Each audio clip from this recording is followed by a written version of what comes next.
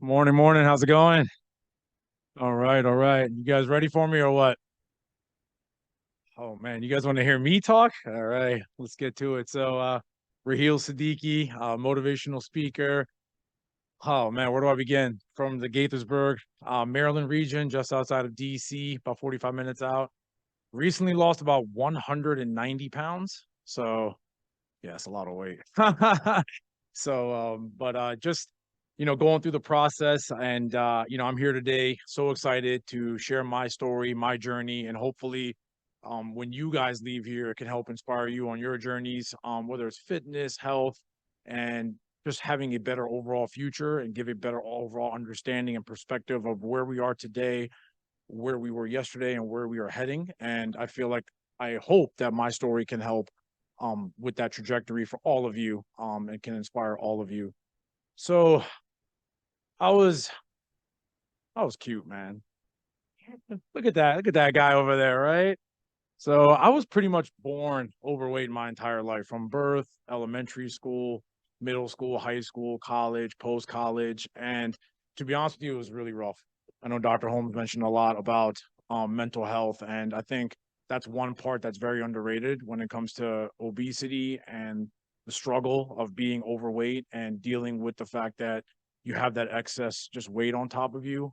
I know that as a child, it was really rough. I was bullied a lot. And when I mean a lot, I mean a lot. I would have, look at my Hulkamania pose there. And I still love to work out back then, you could see. But I was, bullied to the point where I would be hanging out with friends. I'd go to a theme park. I remember one time all of our friends would be like, hey, we want to go into the lazy river. But then one of my friends was like, well, he's not going to go. He doesn't want to take his shirt off. There's no way he's going to go in. And, I was singled out like that a lot. I would go to a dinner party, be at a buffet line. I'd have a friend, quote unquote, put his hand on my shoulder and tell me, hey, man, how's everything? I'm thinking, okay, yeah, good. He's like, hey, man, just wanted to let you know this is a buffet for everybody. Just leave the rest for some of us too.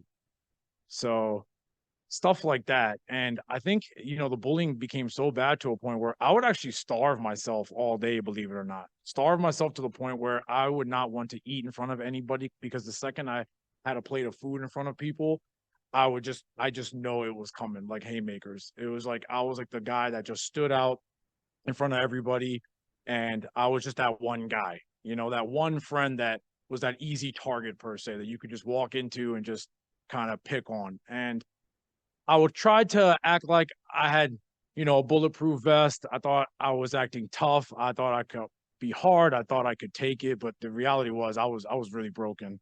I was really devastated. I was really sad. I was really hurt.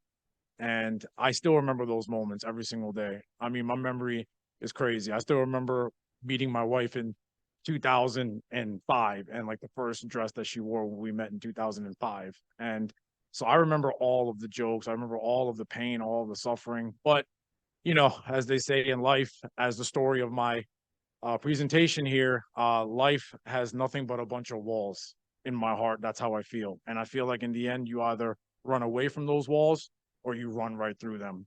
And I feel like that's the only way you will ever truly find success and happiness in any aspect of your life. And I believe that also, including overcoming obesity. So fast forward to January 2010, I weighed 405 pounds. That was the heaviest that I'd ever weighed.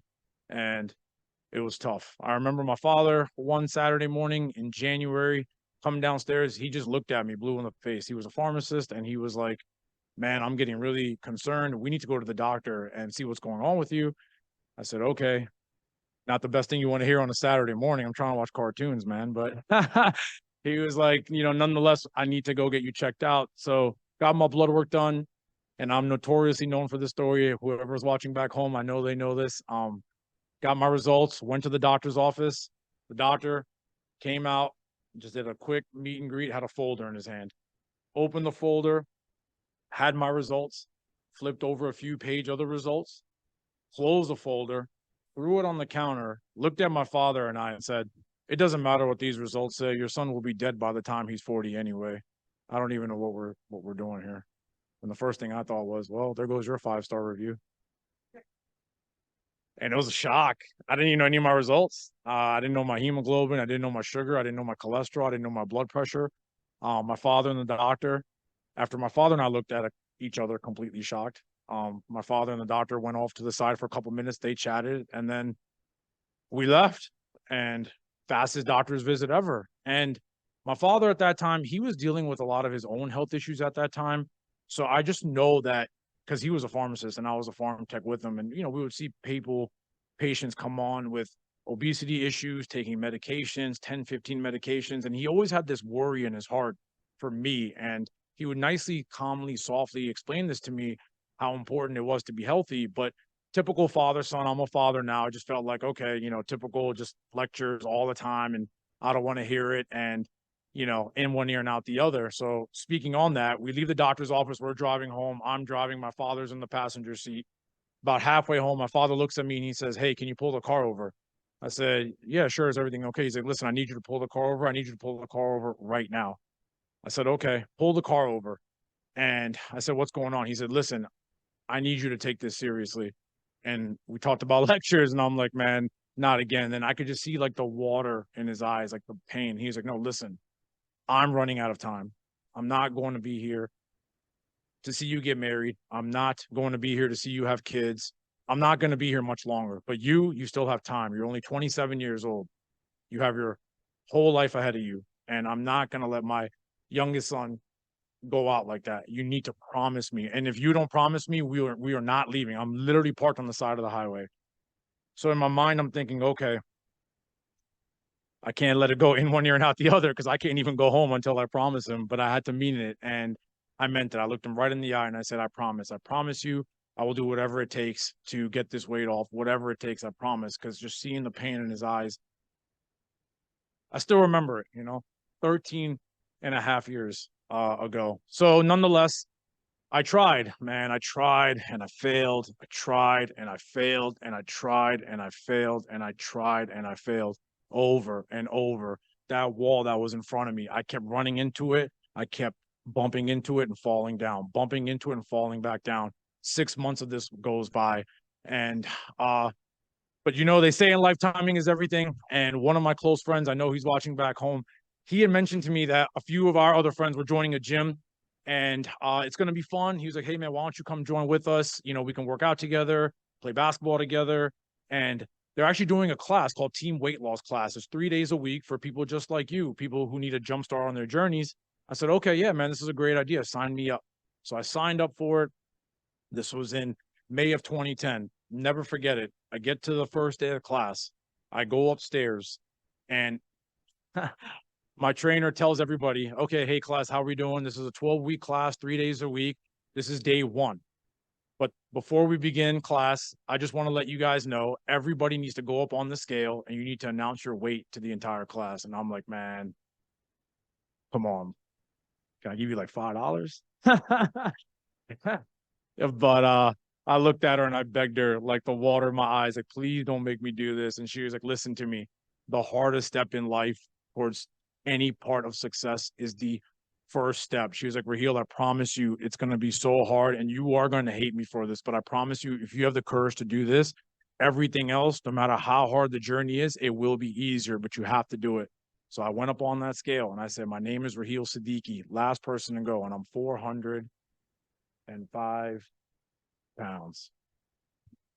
And I still remember it, and it was tough. And I just remember everyone looking at me, kind of feeling sorry for me, quiet. I could hear a pin drop.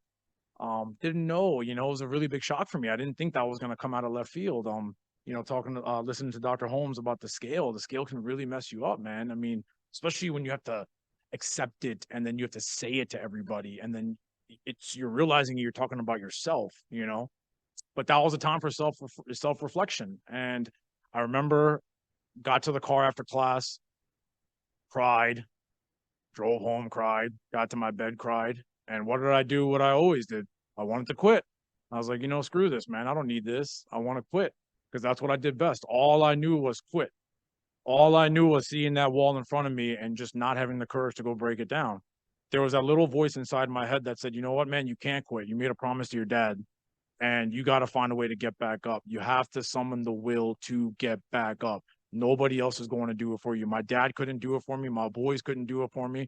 My siblings couldn't do it for me. I had to be the one to go back and face that wall one more time. So I said, okay, I had the courage to go back.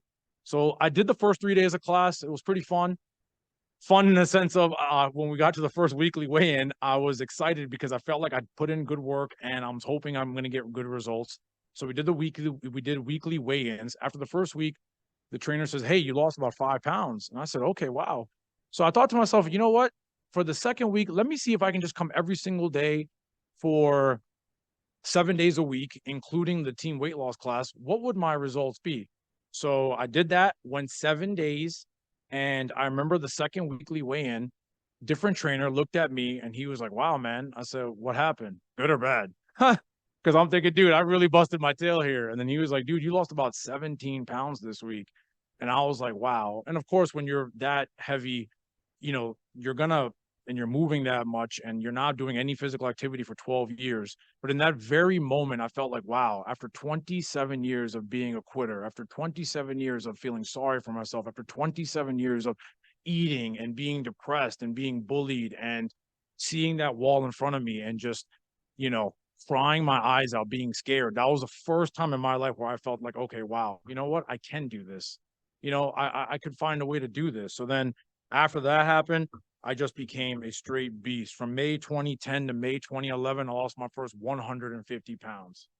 And I felt amazing. I had some girls hitting me up on the DMs. I was able to shop at like Macy's, Nordstrom, Express. And my wife, no girls were hitting me up. I was just kidding. But I just had a different feeling, a different balance, a different swagger, man. And it felt amazing. It felt great. I felt like I was on top of the world. Like I climbed Everest, man, and I did it. My father looked at me and he was like, "Wow, my son finally, he went ahead and did this." But then, as they say in life, and I'm notoriously known for believing in this, you take one step forward and then you take two steps backwards. So July 2011 comes around, 2 months after I accomplished my goals. We go to a family wedding in Connecticut. I told you that my father had a liver issue. We took him to Connecticut at the wedding. That night of the reception in the hotel, he actually ended up dying that night in my hands with my family there. And it was very traumatic. And I'm like, wow, what just happened here? And then you want to talk about salt on a wound. I don't think you could find a wound bigger than that. We leave Connecticut, come back home to Baltimore to do the funeral services. And this day is when I had blew out my disc, L3, L4 herniated disc. I had severe sciatica for about 9 years, starting from 2011. And I was in excruciating pain. And I'm like, what just happened? Here I am. I'm on top of the world. I just told you guys I climbed Mount Kilimanjaro, Mount Everest, telling people left and right, this is possible. I can do it. And I feel like I'm unstoppable. And then all of a sudden you come crashing back down. Another wall is put up in front of me. So I'm like, wow. So the second I lost him, a lot of emotions, but I think the biggest emotion that I felt was I just didn't have it anymore. I was like, my father's gone. My back injury is wearing me down. I was like, you know what? Screw it. It is what it is. I accomplished what I did. He saw how I was. And I was like, I'm just going to go about my life and be happy. So I was like, okay. So years go by. My wife and I get married at the end of 2016, Thanksgiving. And by the end of 2017, I just took a picture of myself in the mirror. I gained about 65 pounds of my weight back. 65.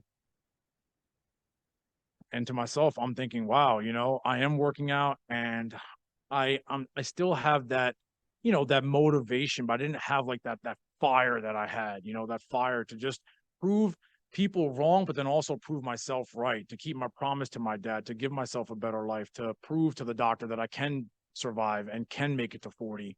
And in that moment, that's when I was like, wow, here's another wall. So go figure, that happens. And then another wall in front of me. So I'm like, what's going to happen? What are we going to do? This is the end of 2017. I'm 1 year married and we go into 2018 and my wife and I are trying to have children and nothing's working. It's been 2 years now. So I'm asking myself, what's going on? We get a bunch of tests done. Go figure. Already got a couple walls in front of me. And we go see the fertility specialist, and the doctor tells me, she said, "Look, Raheel, I can't 100% confirm this," but she was like, "I believe your extreme weight loss and your weight fluctuation could be a reason why you guys are having fertility issues. So I think the only solution that you guys have to having children is through IVF, in vitro fertilization." So in mine, I'm thinking, damn, man, like life sucks. One minute you just think, you're unstoppable, and then all of a sudden you have nothing but walls in front of you, walls in front of you, walls in front of you. So I looked at my wife and I'm like, Jesus, I'm like, here I am. Obesity was my wall to break down. This was my mountain to climb. Now I'm asking my wife to go, and she has to go break her own wall now. But the hard part was that I felt like I was the wall that was standing in her way. I was the wall that was standing in her way to have children. So I'm like, what do we do? And my wife is a very tunnel vision type of person. Me, I'm very like, oh my God, or at least I used to be. Oh my God, analyzing, thinking, why, feeling sorry for myself. My wife was like, hey, look, if this is the only solution, this is what we got to go. This is our wall. We got to go break it. So I said, okay, let's do it. So for 1 year straight, my wife was taking injections. She was taking medications, nausea, vomiting, sickness, financially, just literally just pounding away, pounding away. And she was so determined. And even I was looking at her saying, man, like, I don't know if you can do this anymore. But she was determined. She was like, this is my wall now. This is our wall. I have to find a way to break it. And so I said, okay. So we keep going. 1 year goes by, and I looked at her, and after 1 year of looking at what she did, I finally realized that any wall can be broken. And go figure, I'm 37, my wife is 40, and 11% chance of having a baby after the first IVF cycle. So not only is our backs against the wall, but I'm thinking to myself, wow, this is not, the odds aren't stacked against us. But again, she was very determined. And I literally took a page from her book. I would not be here without her. So after 1 year of all the hard work of literally just pounding away at that wall, breaking through that wall, I finally was able to see, after seeing my father gone, when I saw what she did, I finally realized, you know what? Any wall can be broken. And that helped jumpstart me to get that fire back. And you know what? She ended up doing it.